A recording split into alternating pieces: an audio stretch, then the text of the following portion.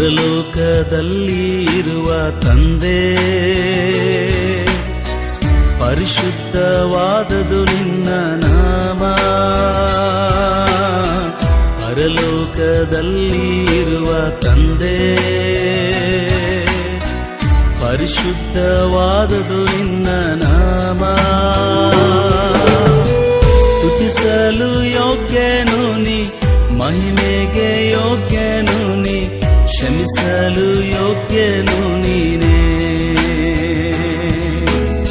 ಸ್ತುತಿಸಲು ಯೋಗ್ಯನು ನೀ, ಮಹಿಮೆಗೆ ಯೋಗ್ಯನು ನೀ, ಕ್ಷಮಿಸಲು